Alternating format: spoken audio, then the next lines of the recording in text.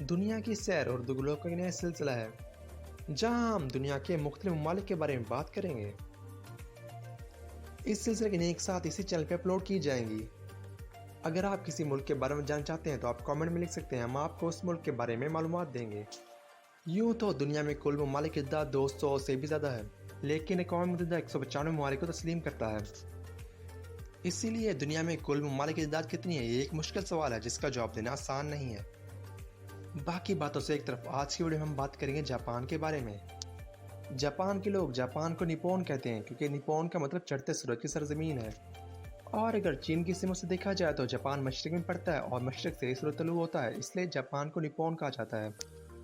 اسی لیے چین کے ساتھ ساتھ پوری دنیا بھی جاپان کو نیپون یعنی کہ چڑھتے سورج کی سرزمین کے طور پر جانتی ہے۔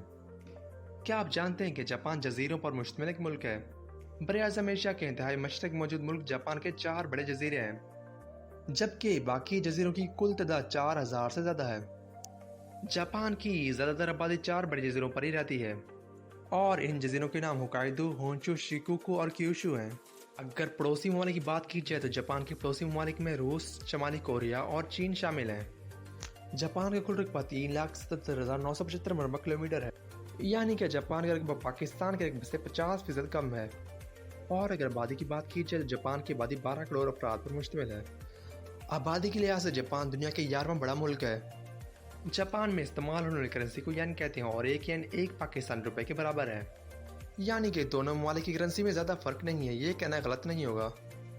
اگر انتظام کی بات کی جائے تو جاپان کو 47 پریفیکچرز میں تقسیم کیا گیا ہے۔ پریفیکچر ایک ضلع کو کہتے ہیں، جیسے پاکستان میں 4 صوبے، اسی طرح جاپان میں 47 پریفیکچرز ہیں جن کو وہاں کی حکومت سنبھالتی ہے۔ پاکستان کی طرح جاپان میں بھی حکومتی اختیارات وزیر اعظم کے پاس ہوتے ہیں۔ تو چلیے اب جانتے ہیں کہ جاپان میں کون کون سی زبانیں بولی جاتی ہیں۔ جاپان میں بولی جانے والی سب سے بڑی زبان جاپانی ہی ہے، اس کے علاوہ جاپان میں انگلش اور کورین زبانیں بولی جاتی ہے۔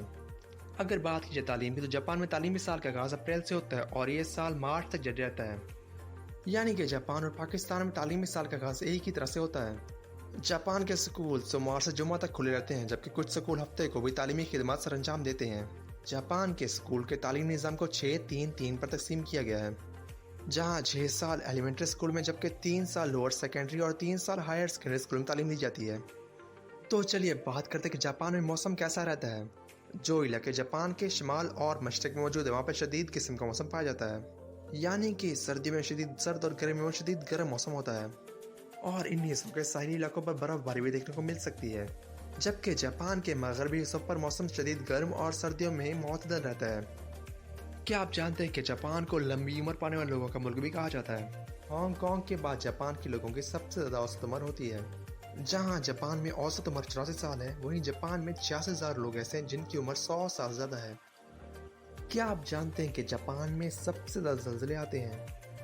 جاپان ایک ایسے مقام پہ واقع ہے جہاں پہ 3 ٹیکٹونک پلیٹس آپس میں ملتی ہیں، اور ان ٹیکٹونک پلیٹس کے جاپان میں ہر سال 1500 سے زیادہ زلزلے آتے ہیں، یعنی کہ یہ کہنا غلط نہیں ہوگا کہ جاپان میں ہر روز 3 سے زیادہ زلزلے آتے ہیں، لیکن یہ زلزلے کم شدت کے ہونے کی وجہ سے زیادہ خطرناک نہیں ہوتے، لیکن جاپان میں کبھی کبھار زیادہ شدت کے زلزلے بھی آ سکتے ہیں۔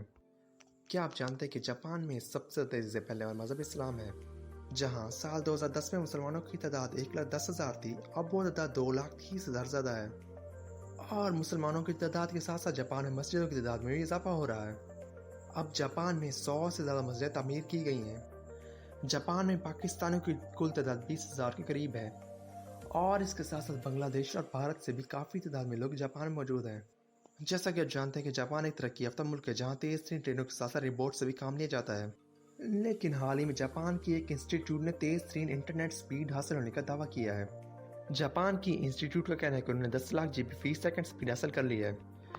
اس کا مطلب یہ ہو کہ آپ ایک سیکنڈ میں 10 lakh GB data download کر سکتے ہیں۔ تو یہ تھی جاپان کے بارے میں کچھ انوکھی باتیں۔ ملتے ہیں اگلی ویڈیو میں، تب تک آپ اردو گلوب کو سبسکرائب کرو، دیکھتے رہیے اردو گلوب۔